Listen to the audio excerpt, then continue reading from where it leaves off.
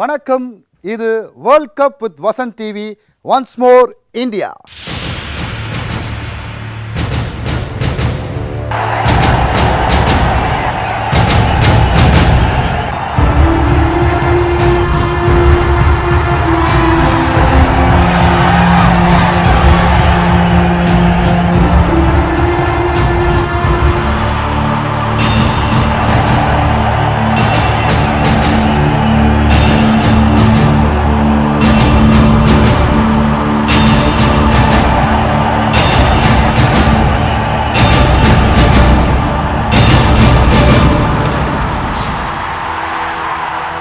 World cup with Vasanth TV நிகழ்ச்சியில் வழக்கம் போல் 2 விருந்தினர்கள் வந்திருக்காங்க. ஏற்கனவே உங்களுக்கு பரிச்சயமான விருந்தினர்கள் தான். முதலாவது மிஸ்டர் சரவணன், எம்என்சி கம்பெனியில் வந்து சூப்பர்வைசராக இருக்கார். Cricket critic, freelance cricket reporter. அவர் இந்த நிகழ்ச்சிக்கு மறுபடியும் வந்தது ரொம்பவே சந்தோஷம். வணக்கம் சார். வணக்கம். அடுத்து மிஸ்டர் திமோத்தி மெல்வின், கம்யூனிகேஷன் ஆஃபீஸராக இருக்கார். பிஷப் பீபர் காலேஜில் கேப்டனாக அந்த ஒரு யூனிவர்சிட்டி விளையாடின cricket player, very good cricket லவ்வர்னு சொல்லலாம். அவர் வந்திருக்காரு. மீண்டும் நம்ம நிகழ்ச்சிக்கு வந்ததுக்கு அவருக்கு நன்றி தெரிவிச்சுக்கிறேன். வணக்கம் சார். வணக்கம். நிறைய டீம்ஸ் பார்த்துக்கிட்டு இருக்கோம் ஒவ்வொரு டீமாக. இப்போது ஒரு முக்கியமான டீம், கிரிக்கெட்டில் கலக்கின டீம், ஒரு காலத்தில் வேர்ல்ட் கப் ஆரம்பித்த புதுசில் தொடர்ந்து 2 வேர்ல்ட் கப்பை ஜெயித்த வெஸ்ட் இண்டீஸ் பற்றி பார்க்க போகிறோம்.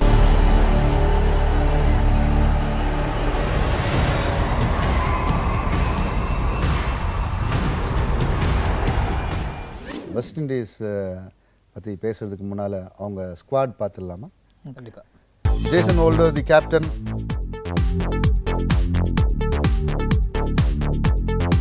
Sulaiman Benn, Darren Bravo,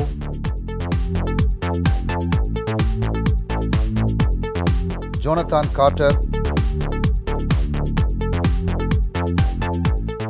Sheldon Cottrell,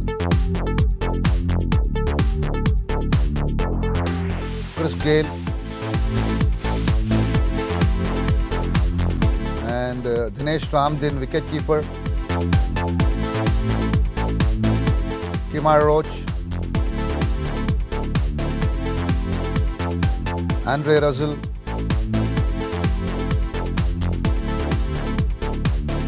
Darren Sammy, Marlon Samuels,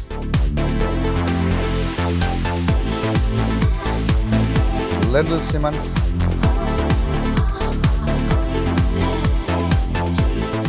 Dwayne Smith,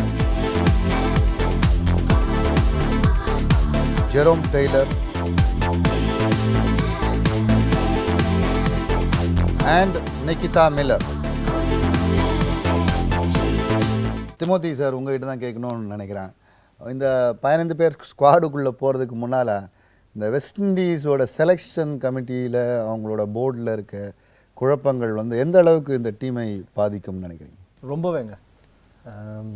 இப்போ நம்மளுடைய செலெக்ஷன் கமிட்டி பற்றி, இந்தியா பற்றி பேசும்பொழுது சொல்லியிருந்தோம் எந்த அளவுக்கு இந்த செலெக்ஷன் கமிட்டி வந்து இந்த ஸ்குவாடை வந்து அந்தளவுக்கு இன்ஃப்ளூயன்ஸ் பண்ணலையோ, அதோடு வந்து டபுள் ட்ரிபிள் மடங்கு வெஸ்ட் இண்டீஸுடைய செலெக்ஷன் ரொம்ப பாதிக்கப்பட்டிருக்கு. With the exclusion of Bravo, Pollard and Sunil Narine. இவங்க 3 பேருமே வந்து ஒரு லிஞ்ச் பின்ஸ்ன்னு சொல்லலாம். ஒரு டீமுக்கு வந்து முக்கியமான மேட்ச் வின்னர்ஸ் இவங்க. And at the same time அவங்களுடைய ப்ரெசன்ஸ் இன் த ஃபீல்ட் ரொம்ப ரொம்ப important. Especially Bravo and Pollard ஒரு கேட்ச் எடுத்தாலும் ஒரு ஸ்பிரிட்டை கொண்டாடுவாங்க. அந்த கலிப்சோ ஸ்பிரிட்டுன்னு சொல்லுவாங்க, தெரியுமா? நீங்கள் பார்த்துருப்போம் நம்ம சென்னை சூப்பர் கிங்ஸில் பிராவோ. எக்ஸாக்ட்லி. அந்த they totally bring a different ஒரு ஃபீல் அந்த ஃபீல்டுக்கே, கேமுக்கே. That is the only team which is a colourful டீம்னு சொல்லலாம். இப்போ அவங்க இல்லாதது வந்து ஒரு பெரிய huge loss for West Indies team. நீங்கள் அதை பற்றி என்ன நினைக்கிறீங்க? டிமோட்டி சொன்ன மாதிரி பார்த்தீங்கன்னா ட்வெயின் பிராவோ அண்ட் பொலார்ட் இல்லாதது டீமே இல்லாத மாதிரி தான் இருக்காங்க. டீமே இல்லாத மாதிரி இருக்கு. ஆமாம், கண்டிப்பாக. அப்போ வெஸ்ட் இண்டீஸ் ஒன்றும் டீமே இல்லை, நம்ம இதை பற்றி இதுக்கு மேலே பேச வேண்டாம். அப்படி சொல்ல வரல. இல்லை அந்த ஒரு ஸ்ட்ரென்த்தன்ன்றது வந்து இவங்கள வச்சு தான் பேச ஒரு என்ன சொல்கிறது ஆல்ரவுண்ட் பெர்ஃபார்மர்ஸ் 2 பேருமே அவங்க இல்லாத ஒரு டீமில் வந்து பார்த்திங்கன்னா மிடில் ஆர்டர்ஸும் சரி bowling டிபார்ட்மெண்ட்டும் சரி ஃபீல்டிங் டிபார்ட்மெண்ட்டும் சரி எதுவுமே வந்து பார்த்திங்கன்னா அந்த அளவுக்கு கம்போஸ்டாக இல்லை அதில். ஆமாம். பட் அண்ட் சரோ சொன்ன மாதிரி bowling பேட்டிங் ஆஸ்பெக்ட் ஓட ஃபீல்டிங் ஆஸ்பெக்ட்லேயும் அவங்களுடைய இன்புட் வந்து ஜாஸ்தி மிக அதிகம்.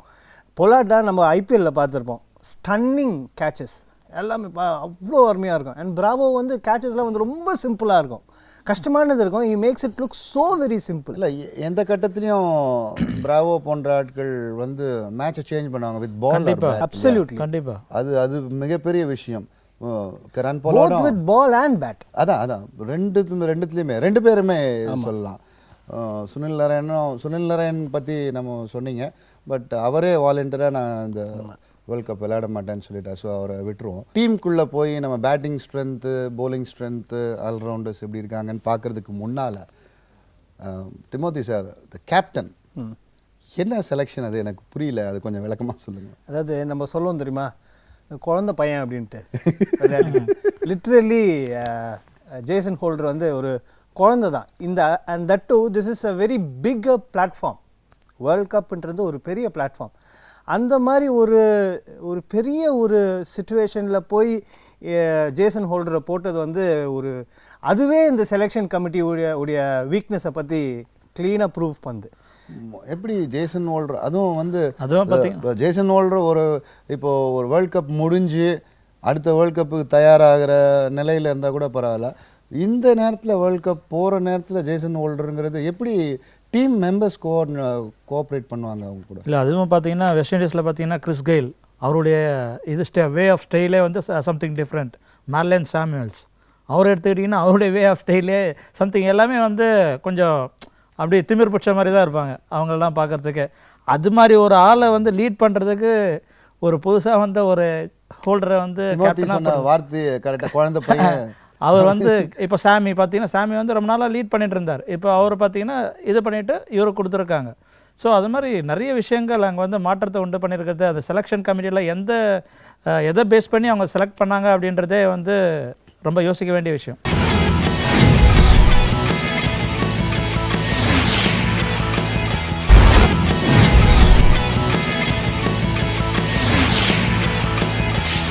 இப்போ பேட்டிங் ஸ்ட்ரென்த்துக்குள்ளே போவோம். பேட்டிங் ஸ்ட்ரென்த்துன்னு பார்த்தீங்கன்னா ஓப்பனிங் எப்படி இருக்குது சரவணன்? ஓப்பனிங் அப்படின்னு பார்த்தீங்கன்னா கிறிஸ் கெயில் இருக்கார், கான்ஃபிடென்ட்டான பேட்ஸ்மேன் தான். ஆனால் வந்து அவர் எப்போ அடிப்பாருன்னு தான் தெரியாது நம்மளுக்கு. இப்போ ஒன் டே லெவலில் பார்த்தீங்கன்னா கிறிஸ் கெயிலினுடைய லேட்டஸ்ட் பெர்ஃபார்மன்ஸ், பெஸ்ட் பெர்ஃபார்மன்ஸை நீங்கள் எடுத்திங்கன்னா எதுவுமே இல்லை. ஆனால் அதே T20ன்னு பார்த்தீங்கன்னா அவர் நல்லா அதுலேயே கூட இப்போ வந்து பார்த்தீங்கன்னா கிறிஸ் கெயிலுடைய பெர்ஃபார்மன்ஸ் அந்த அளவுக்கு இல்லை. ஆனால் இப்போ லாஸ்ட்டாக ஆன சீரீஸில் ஒரு 90+ அடித்தார், வின் பண்ணியும் கொடுத்தாரு. அந்த T20 சீரீஸையும் வின் பண்ணி கொடுத்தாரு. பட் ஒன் டே லெவலில் அவரோட பெர்ஃபார்மன்ஸ் பார்த்தீங்கன்னா எராட்டிக்காக இருக்கும் அவரோடது. Down the wicket, that's big. That is a long way back. It's a big side of the ground here at the end. Oh, that's huge. Chris Gale. I think that was a slow ball from... That's in the air. Well struck from Chris Gale. He doesn't bother moving. World teams பார்க்கும்போது south Africa, Australia பார்க்கும்போது அதுக்கு ஈக்குவலான கலிபரில் தானே இருக்காங்க Timothy sir. நீங்கள் 2 பேரையும் பார்த்தீங்கன்னு வச்சுங்களேன், டேஷிங் ஓப்பனர்ஸ்ன்னு சொல்லலாம். கண்டிப்பாக புரியுங்களா? 2 பேருமே ஒன்று மாட்டினா உண்டு, இல்லாட்டி மாட்டினா கீச்சுராம் பாடணும். ஆமாம், அந்த மாதிரி தாராந்திரம் பாலு. ஸோ அந்த மாதிரி பிளேயர்ஸ் இவங்க. ஆனால் எனக்கு தெரிஞ்சு கிறிஸ் கெயில் தட்டினாவே தாராந்தது சார் பால். ஸோ எனக்கு தெரிஞ்சு இந்த ஓப்பனிங் வந்து ரொம்பவே நல்லா இருக்குன்னு நினைக்கிறேன். அடுத்து டாப் ஆர்டர் பார்த்தீங்கன்னா Darren Bravo, very good performer. அவர் முதல்ல என்ட்ரி ஆகும்போது பிரையன் லாராக்கு ஈக்குவலெல்லாம் பேசினாங்க. டேரன் பிராவோ எப்படி பார்க்குறீங்க? என்னை பொறுத்த வரைக்கும் Darren Bravo is a good test பிளேயருங்க. அவள் தான் சொல்ல முடியும். அதுக்கு மேலே நான் வந்து சொல்கிறதுக்கு ஒன்றும் இல்லை. இல்லை அவருடைய டிமோடி சொன்ன மாதிரி அவருடைய டெஸ்ட் லெவலில் தான் அவரோட பெர்ஃபார்மன்ஸை காட்டியிருக்காரு தவிர இதுவரைலாம் பார்த்தீங்கன்னா நீங்கள் பார்த்தீங்கன்னா சவுத் ஆஃப்ரிக்காவில் best opening Hashim Amla is a good test player. But கொஞ்சம் கன்வெர்ட் இல்லை, பட் அவரோட வந்து இஸ் அ கம்ப்ளீட் பிளேயர். புரியுதுங்களா? எந்த ஸ்ட்ரோக் வேணாலும் ஆடுவார். எந்த stroke வேணாலும் ஆடலாம். Not a complete player. Complete player in the sense எல்லா ஃபார்மேட்டுக்கும் வந்து will he fit ன்றது it's a very big question mark. Hashim Amla அப்படி கிடையாது. ஆனா எல்லா ஷாட்ஸும் இருக்கு. எல்லா ஷாட்ஸும் எல்லா ஷாட்ஸும் இருக்கு. But at the same time can he adapt to this format, the shorter versions of the game ன்றது அது வந்து ஒரு பெரிய question mark. But he still has to prove it. But he is a good player. He's got a million miles in the air. I think he's got enough wood on it. He's got plenty Good of player. wood on it. So top order okay. And Marlon Samuels. Marlon Samuels வந்து Marlon சாமுவல்ஸ் வரும்போது Darren flower வரும்போது Laura கூட compare பண்ண மாதிரி சாமுவல்ஸ் வரும்போது Richards கூட compare பண்ணாங்க. நின்ன இடத்துலேருந்து டெலிவர் பண்ணக்கூடிய ஆசாமி. மார்லன் சாமுவல்ஸ் பற்றி மார்லன் சாமுவல்ஸ் நல்ல பிளேயர் தான். ஆனால் என்னென்னா அவர்கிட்ட கூட ஒரு கன்சிஸ்டன்சி இருக்கான்றது டவுட்டு தான். கண்டிப்பாக அவர் எப்படி சொல்கிறதுன்னா சில சமயத்தில் நல்லா பெர்ஃபார்ம் பண்ணுறார். அவர் மேட்சே அவர்கிட்டே கொண்டு போயிடுவார். ஆனால் எல்லா டைமும் அது மாதிரி நடக்குமா அப்படின்றது வந்து கிடையாது. மார்லன் சாமுவல்ஸ் வந்து ஆக்சுவலாக வந்து நம்ம இருந்த டைமில் வந்து கால் ஹூப்பருடைய அந்த மாதிரி ஒரு இது அது இந்த ராமராஜன் வந்து எக்ஸ்பிரஷனே எல்லாத்துக்குமே ஒரே எக்ஸ்பிரஷன் இருக்கும் பாருங்க. அப்படியே ஒரு அவர் எங்க வேர்ல்டு கப் வந்தார் பாவம். இல்லை நான் எக்ஸ்பிரஷன் வைஸ் சொல்ல வரேன். Okay okay. இப்போ கால் ஹூப்பரும் நீங்கள் பார்த்தீங்க, கால் ஹூப்பர், மாக்வா அவங்களாம் வந்து they will not show their expressions at all. அனிமேட்டிவா இருக்க மாட்டாங்க. ஒண்ணுமே இருக்க மாட்டாங்க. எல்லாத்துக்குமே அப்படியே தான் இருப்பாங்க. ஆனா வந்து he is a very good அதாவது ஒரு மாதிரி ஸ்டடி பண்ணி கேமை ஓரளவுக்கு ஸ்டாண்ட் பண்ணி ஆடக்கூடிய ஒரு பிளேயர் மார்லன் சாமுவல்ஸ். முதல் 4 பேருக்கு அப்புறம் யார் வரப்போறா ஒண்ணுமே புரியல. யார் இருக்கா சார்? இல்லை இப்போ பார்த்தீங்கன்னா லெண்டில் சிமன்ஸ் இருக்காரு இன்னும் டீமில். அது இல்லாமல் கார்ட்டர்னு ஒருத்தர் இருக்காரு. ஓகேங்களா, இவங்க 2 பேர் தான் பேட்ஸ்மேன். ஓகேங்களா, லெண்டில் சிமன்ஸ் T20க்கு அடாப்ட் ஆகியிருக்காரு, நல்லாவே இருக்காரு. ஆனால் கார்ட்டர் வந்து எந்த அளவுக்கு ப்ளே பண்ணியிருக்காரு இதுவரையிலும் அப்படின்றது ஒரு ஸ்டாட்டிஸ்டிக்ஸ்ன்னு பார்த்தீங்கன்னா அந்தளவுக்கு இல்லை. ஆனால் செலெக்ஷனில் இருக்கார். ஸோ அதே பிளேஸில் வந்து பிராபோவோ இல்லை பொலாடோ இருந்திருந்தாங்கன்னா they will change the match entirely.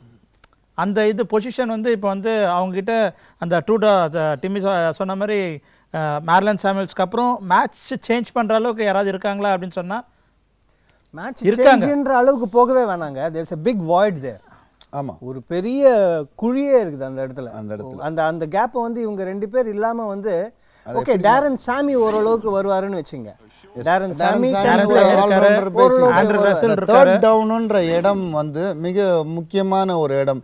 அது ஒரு 20-30 ஓவர்ஸில் அந்த டீமையே வந்து கரெக்டாக கொண்டு போய் என்ன டார்கெட் போகணும்னு சேர்க்குற ஒரு இடம். ரொம்ப வைட்டலான ஃபேஸ், வைட்டலான இடம். இவங்க இந்த கேல், சாமி, பாலாடு இந்த மாதிரி பெரிய பெரிய திடீர்னு மேஜிக் பண்ணுறவங்க மத்தியில் லெண்டில் சிமன்ஸ் வந்து கொஞ்சம் அடி வாங்கிட்டாரோ அப்படின்னு. ஆமாம், நம்ம வந்து லெண்டில் சிமன்ஸை வந்து ஓரளவுக்கு ஷைன் பண்ணி பார்த்தது வந்து ஓப்பனிங் ஸ்லாட்டில் தான். ஆமாம், மிடில் ஆர்டரில் வந்து அவர் வந்து எந்த அளவுக்கு ப்ரூவ் பண்ணுவாருன்றது தெரியல. இப்போ வந்து ஓப்பனிங் ஸ்லாட்டு போடணுன்னா நீங்கள் வந்து டுவேன் ஸ்மித்தை கீழே இருக்கணும். Then it will totally ரீஷஃபில் the order.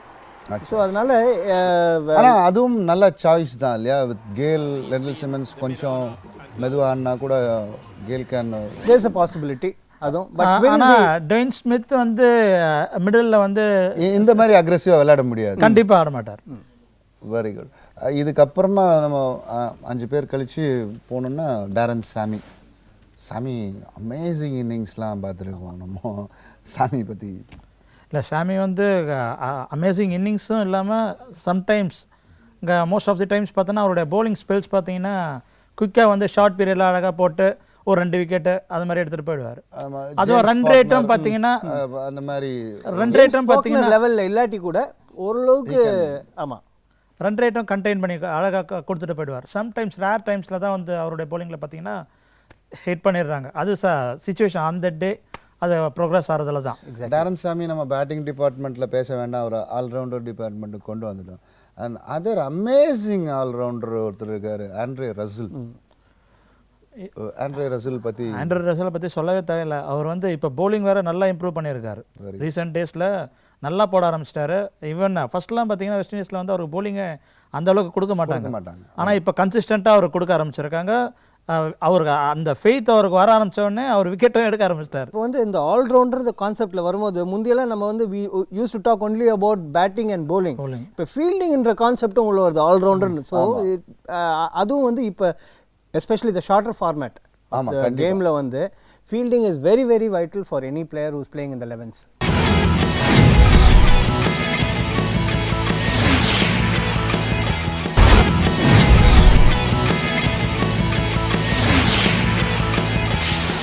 Spinning department பற்றி பேசிடலாம். முதல்ல ஸ்பின்னிங் டிபார்ட்மெண்ட்னா இப்போதைக்கு அங்கே ஸ்பின்னிங் டிபார்ட்மெண்ட் இருக்க மாதிரி தெரியல. பென் போடுவார். டிபார்ட்மெண்ட் இருக்கு, ஆனால் ஆள் இல்லை. பென் போடுவார்.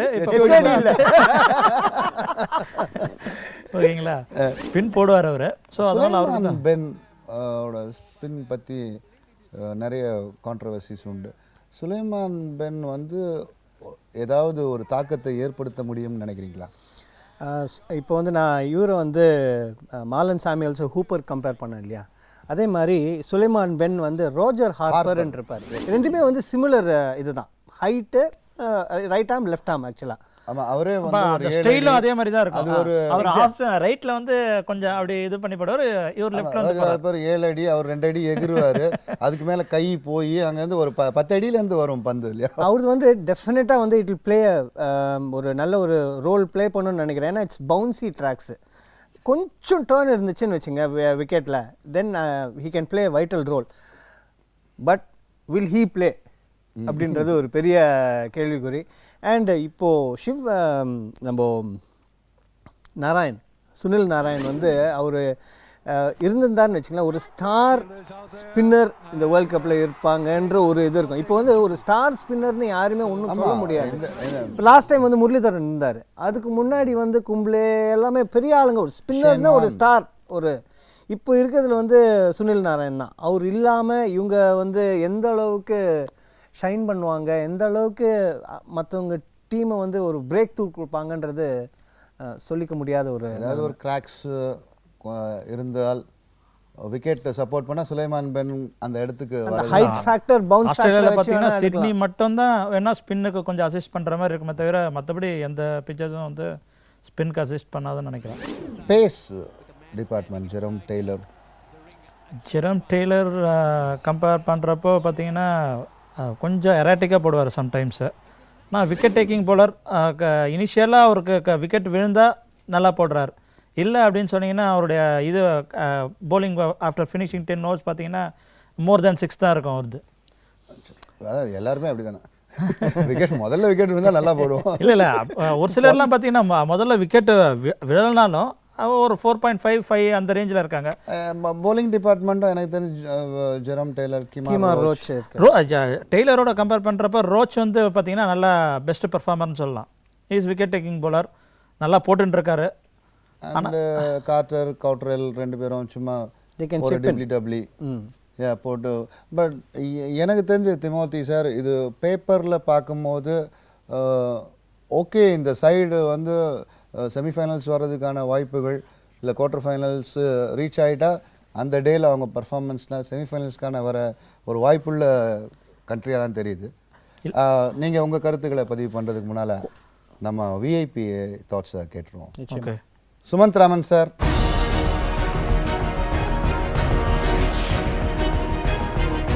Thank you Easter. இன்றைய நிலையை பார்த்தா எப்படி இருந்தனா இப்படி ஆயிட்டேங்கிற கதை தான் வெஸ்ட் இண்டீஸை பற்றி, கிரிக்கெட்டை பற்றி பேசும்போது நமக்கு தோணுது. தணறிட்டு இருக்கிற ஒரு அணி சமீபத்தில் தென்னாப்பிரிக்காவில் போட்டு, தென்னாப்பிரிக்கா கிட்டத்தட்ட அவங்கள மெரிச்சிட்டாங்க. அந்த அளவுக்கு உதவாங்கின அணி, அவங்களுக்குள்ள சண்டை, போர்டோட பணப்பிரச்சனையில் அதுலேயும் பிரச்சனை ஓடிக்கிட்டு இருக்கு. பிளேயர்ஸ் இந்தியாவுக்கு வந்துட்டு பாதி டூரை விட்டுட்டு போயிட்டாங்க, திருப்பியும் ஸ்ட்ரைக் பண்ணுற அளவுக்கு. ஸோ வெஸ்ட் இண்டீஸ் கிரிக்கெட் வந்து ஒரு ஆரோக்கியமான நிலையில் இல்லை அப்படிங்கிறது எல்லாருக்கும் வெளிப்படையாக தெரியுது. ஆனாலும் அந்த அணியில் இருக்கிற டேலண்ட், அந்த அளவுக்கு டேலண்ட் இருக்குது. உலகக்கோப்பையை ஜெயிக்கிற அளவுக்கு டேலண்ட் இருக்கான்னு கேட்டால் நிச்சயமாக கிடையாது. ஆனால் ஒரு போட்டியோ 2 போட்டியோ எக்ஸ்ப்ளோசிவாக விளையாடி ஜெயிக்கக்கூடிய ஒரு அணி தான் வெஸ்ட் இண்டீஸ் அணி. அவங்களுடைய பேட்டிங்கை நம்ம பார்க்கும்போது கிறிஸ் கெயில் இருக்கிற அணியை பற்றி நம்ம என்ன சொல்ல முடியும்? ஆன் ஹிஸ் டே என்ன வேணால் அவரால் செய்ய முடியும். அதை தவிர லெண்டில் சிமன்ஸ் இருக்கார், டேரன் பிராவோ இருக்காங்க. அதை தவிர அவங்களுடைய கம்ப்ளீட் பேட்டிங் காம்போசிஷன் ஓரளவுக்கு எக்ஸ்ப்ளோசிவான ஒரு காம்பினேஷனாக இருக்குது. அதுக்கப்புறம் நம்ம போலிங்கை பார்த்தோன்னா வெஸ்ட் இண்டீஸ் உடைய போலிங், கெமார் ரோச் திரும்பி வந்துட்டார்.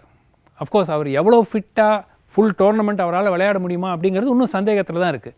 ஆனால் கெமார் ரோச் மட்டும் இல்லை, ஜெரோம் டெய்லர் இருக்கார்.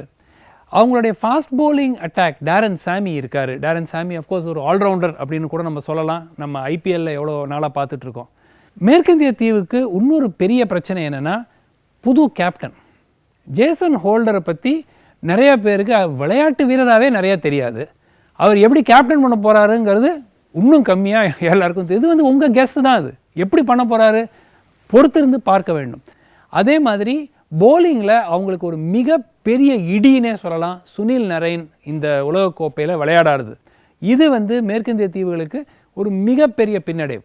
ஏன்னா அவருக்கு பதிலாக வந்திருக்கிற சுலைமான் பென், நிக்கிட்டா மில்லர், இந்த 2 ஸ்பின்னர்ஸ் வந்து எந்த அளவுக்கு தாக்கு பிடிப்பாங்க அப்படிங்கிறத நம்ம நிச்சயமாக சொல்ல முடியாது. ஆனாலும் வெஸ்ட் இண்டீஸுக்கு wicket keeper batsman Denesh Ramdin, அவரும் ஓரளவுக்கு எக்ஸ்பீரியன்ஸ்டாக கிட்டத்தட்ட ஒரு 5-6 வருஷமாக வெஸ்ட் இண்டீஸுக்கு விளையாடிட்டு இருக்காரு. பட் அவங்களுக்கு ஒரு மிகப்பெரிய பிரச்சனை என்னென்னா கைரன் போலார்ட் இல்லை, டுவேன் பிராவோ இல்லை. ஸோ இது ரெண்டும் வந்து நம்ம ஐபிஎல்லே பார்த்துட்ருக்கோம். டுவேன் பிராவோவும் கைரன் போலார்டும் எவ்வளோ ஒரு கேமை ஒரு 5 ஓவர் 6 ஓவரில் மாற்றக்கூடிய விளையாட்டு வீரர்கள்னு. இவங்க 2 பேரும் இல்லை, சுனில் நரைனும் இல்லை. ஸோ இது ஒரு full strength west Indies team அப்படியா அப்படின்னு கேட்டிங்கன்னா நிச்சயமாக இல்லை. எந்த அளவுக்கு தாக்கு பிடிப்பார்கள்? அதாவது இந்த உலகக்கோப்பையை பொறுத்த வரைக்கும் இந்த மெயின் 8 டீம்ஸ் நிச்சயமாக குவார்ட்டர் ஃபைனலுக்கு வந்துடுவாங்க அப்படின்னு எல்லாரும் ப்ரெடிக்ட் பண்ணுறது தான். ஆனால் இந்த 8ல் ஏதாவது ஒரு டீம் குவார்ட்டர் ஃபைனலுக்கு வராமல் போகுமோ அப்படின்னு யோசிக்கக்கூடிய அளவுக்கு இருந்தால் அது மேற்கிந்திய தீவுகள் அணி தான். ஆண்ட்ரே ரசல் இருக்கார், அவரும் ஒரு டிஸ்ட்ரக்டிவ் பிளேயர். அவரையும் நம்ம பார்த்துருக்கோம் ஐபிஎல்லில். டுவேன் ஸ்மித் இருக்கார் as a batsman, very destructive player. ஆனால் இவ்வளோ பேர் இருந்தும் நம்ம வந்து இன்னும் மேற்கிந்திய தீவுகள் நல்லா விளையாடுவாங்களா விளையாட மாட்டாங்களா அப்படிங்கிற சந்தேகத்தை தான் நம்ம இன்னும் ஓடிட்டுருக்கு. நிச்சயமாக இந்த அணி குவார்ட்டர் ஃபைனலில் தாண்டி வருமா அப்படிங்கிறது அந்த ஒரு எக்ஸ்ப்ளோசிவாக ஒரு நாள் யாராவது ஒருத்தர் கெயில் மாதிரி ஒருத்தருக்கு மாட்டுச்சுன்னா எங்கே வேணால் போகலாம். ஆனால் மேற்கிந்திய தீவுகள் இந்த உலகக்கோப்பையில் வெற்றி பெற போகிறாங்களா அப்படின்னு கேட்டிங்கன்னா மிகவும் அது ஒரு சந்தேகமான விஷயம். தேங்க்ஸ் சுமன் சார், ரொம்பவே அழகாக சொன்னீங்க அவங்களோட பிரச்சனைகளை. திமோதி சார், சுமன் சாரும் வந்து இந்த டீம் குவார்ட்டர் ஃபைனல்ஸ் தான் வரும்ன்ற மாதிரி சொல்கிறாரு. உங்களுடைய கடைசி கணிப்பு என்ன, கன்க்ளூஷன்? அந்த 8 டெஸ்ட் பிளேயிங் நேஷன்ஸில் மேஜர் 10 டெஸ்ட் பிளேயிங் நேஷன்ஸில் 8 மேஜர் டெஸ்ட் பிளேயிங் நேஷன்ஸில் 4 they are facing the same problem. India, Pakistan, Sri Lanka, West Indies. So they are not in the habit of winning. எல்லா ஒரு பிளேயருக்குமே எல்லா ஒரு டீமுக்குமே வந்து டேஸ்டிங் சக்ஸஸ்ன்றாங்க பாருங்களேன், அது ரொம்ப ரொம்ப முக்கியமானது. Because that actually boost one team's confidence or one players confidence. இந்த ஹேபிட் ஆஃப் வின்னிங் இந்த 4 டீமுக்குமே வந்து லாஸ்ட் ஒரு 3-4 மாதமாகவே இல்லை. இப்போ நமக்கும் இல்லை, இந்தியாவுக்கு இல்லை, பாகிஸ்தானுக்கு இல்லை, ஸ்ரீலங்காவுக்கு இல்லை, வெஸ்ட் இண்டீஸ்க்கும் இல்லை. உத பயங்கரமான உத, ஏபி டிவிலியர்ஸ் உத, உங்கள் வீட்டு உத எங்கள் வீட்டு உத இல்லை, மரண உத. அதாவது சாத்துன்னு சாத்திட்டாங்க, குமுறுன்னு குமுறிட்டாங்க.